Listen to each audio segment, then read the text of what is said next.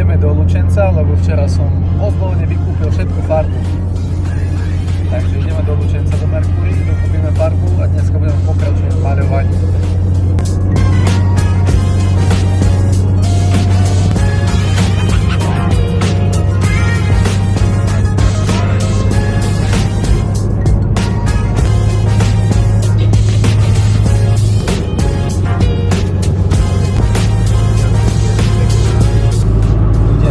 Ľudia mi píšu, čo z party, ako party. Všetky informácie sú na webe. Najdôležitejšie je kúpiť si lístok, kým je v zľave, lebo na mieste je potom drahší vstup. Takže si ho treba kúpiť dopredu. Stojí 5 €. V tom máte ešte aj welcome drink, takže aj vstupne zadarmo. A keď chceš teda ten lístok si kúpiť a prečítať si informácie o party a o masterclass evente, tak tu na tomto odkaze dobre a postupne budem pridávať ešte videá, kde budem vysvetľovať nejaké detaily. Musím vám povedať hlavný dôvod, čo ma odrádza od točenia YouTube, a to je, že všetko trvá 3-krát dlhšie. Ak chceš záber, ako prídeš do toho obchodu, tak musíš najprv zastaviť, vyložiť kameru, zapnúť ju, potom za autom zacúvať, natočiť ako prichádzaš, potom zase zaparkovať, zobrať si tú kameru, nezabudnúť ju, čo sa stáva. Takže keď musíte cez deň robiť nejakú prácu, tak stihnete tak možno 1/3 z tých úloh, ktoré ste si vyhradili na ten deň, lebo to všetko trvá. Takže aj toto video sa budem snažiť robiť tak, aby ma nijak neobmedzilo a nijak mi nezasiahlo do tých úloh, ktoré mám denných, a aby ma to nespomalilo. Prvá poznámka k Mercury Lučenec, nemajú tu žiadne koše. Žiadne koše.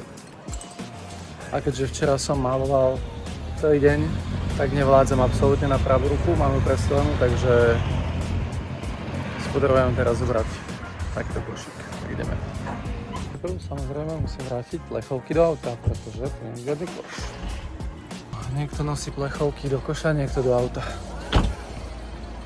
Som taký roztržitý, stále rozmýšľam aj nad videom, aj nad tým, čo mám kúpiť, takže miliónkrát sa vraciam do auta, teraz napríklad po peňaženku, aby som si vôbec ten košík odomkol.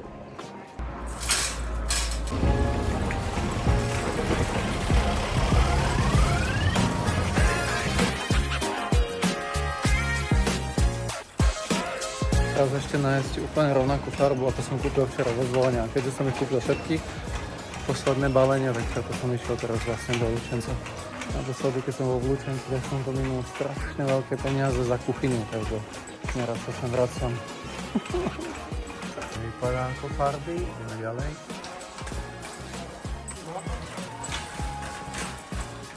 Nájsť tú správnu.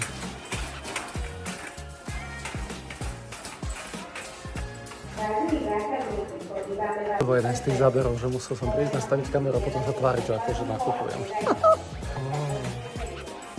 Got it. Toto je naša farba.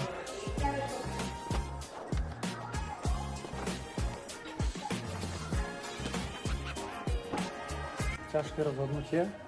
Vlastne Beatka chcela, že by sme do baru dali aj takú zelenú. To je jedna z farieb, ktorá by sa nám hodila do baru, do latino baru. Takže rozmýšľam, či ju vezmem, alebo vezmem proste viacej čiernej.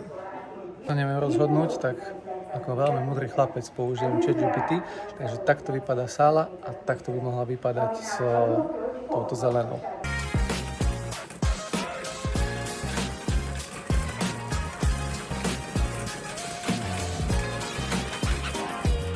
A presne o 7 hodín a 14 pracovných dní neskôr som sa rozhodol, že teda idem všetko dať do čiernej, lebo to bola kombinácia na kombináciu. Ja vám tam dám fotky, že vlastne nad čím všetkým som rozmýšľal. A teraz to musíme všetko zmestiť do tohto rodinného autička. Ford vypadá takto, že strašne veľa miesta v ňom máme. Tak som zvedavý, že čo.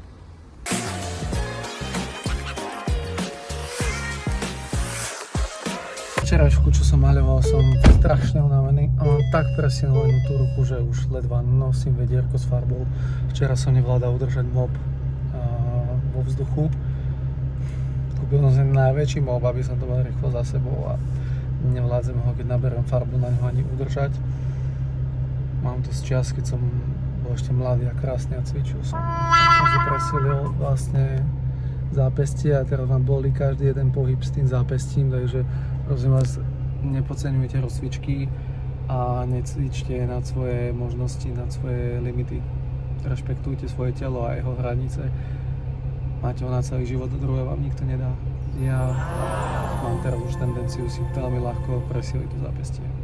Máme zlučenca smer Detva a ideme pracovať.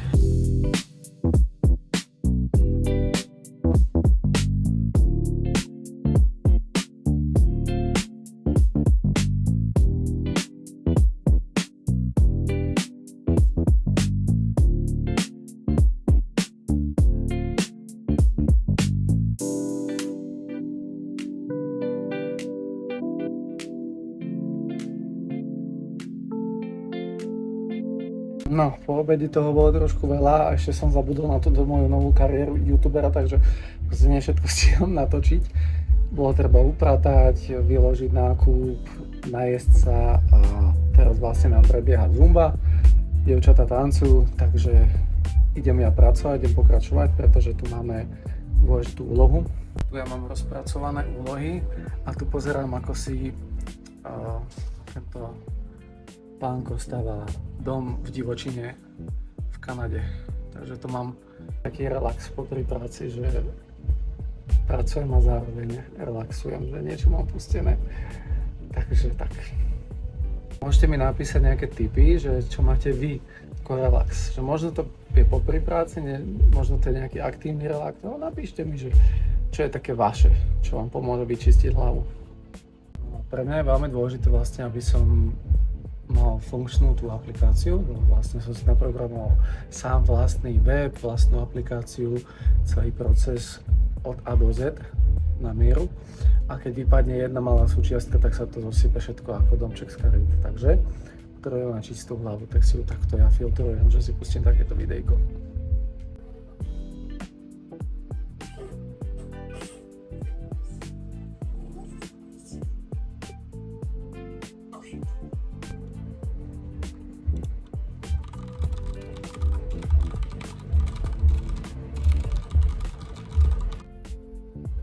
Mám za sebou prácu, robil som a idem teraz dievčatá vyprevadiť, končí nám hodina, takže ideme upratať, ideme poumývať a uzavrieť dnešný deň.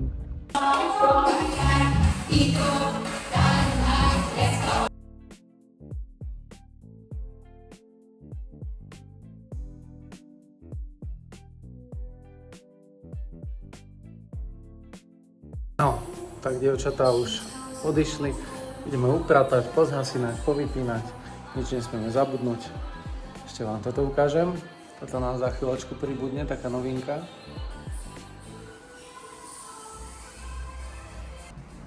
Tu máme promo na party, tu nám bežal livestream, lebo všetky hodiny sú aj live. Sa snažím vlastne byť naozaj moderný a byť prístupný všetkým, aby bol ten tanec naozaj pre všetkých.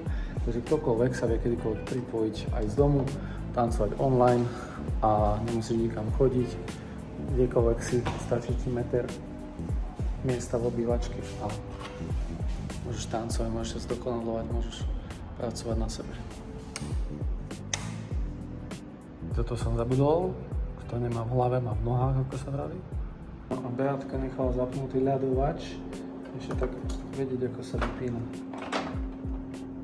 Asi som ho vypol. Máme tu deň 2, ideme dneska do Banskej Bystrice do Zvolena, máme zumbu a keďže som včera nevydal video a povedal som, že za každé nevydané video bude nejaký trest, tak dneska budem musieť spraviť 100 drepov, klikov alebo brúšákov za to, že som včera nevydal video, takže to dám dokopy, zostriham to a vyjdú 2 videá naraz a toto bude platiť pre každý deň už navždy, takéto mám predsavzatie. A plus som si povedal, že za každého followera nového spravím 10 ďalších. Dobre, takže keď dáš follow, tak mám ďalších buď 10 repov, brúšákov alebo klikov. Musím proste vyskladať a spraviť všetko poctivo. Tak, sme pobálení, vyrážame do Banskej Bystrice. Ideme na to. To zatiaľ vypadá tanečná sála. Ešte bude trvať druhá vrstva, lebo to neprekrylo prvou vrstvou, takže budeme malovať ešte raz celý strop. A nakoľko mám strašne presilené ruky, tak si musím dať pauzu. No, toto je taký život, že stále na behu, stále niekam utekať, stále niečo zabúdať. Máš nejaký trik na to, ako si organizovať život, nezabúdať, šetriť čas, tak sa podiel to v komentároch. Som zvedavý aj ja a myslím si, že to môže pomôcť veľa ľuďom, ktorí sa na to video budú pozerať. Ale inak vyrážame, púšťame muzičku, napíname pajsik a ideme. Pozdravíme sa ženám. Eba. Áno. Dávame pozor. Of course. Ideme. Ja mám jeden tip pred cestou a to je počúvať podcast. Vždy, keď cestuješ, tak máš čas učiť sa, môžeš robiť dve veci naraz, pusti si podcast. Toto je môj obľúbený podcast, môj obľúbený rečník, mentor, motivátor, človek, od ktorého som sa veľa naučil.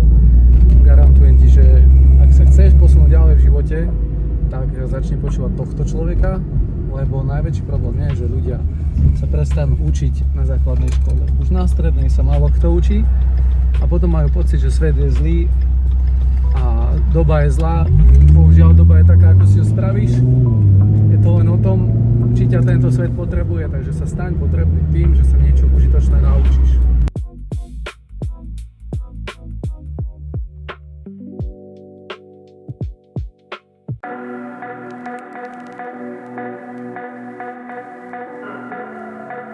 No, už som na ceste domov, tá ruka ma tak bolí, že dneska som musel poprosiť dievčatá, aby to zvládli bezo mňa.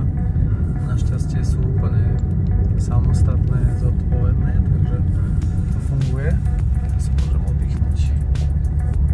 No tak toto bol jeden deň so mnou a ak si to video dopozeral do konca, tak frajer, frajerka. Vidíme sa pri ďalšom. Pa, pa.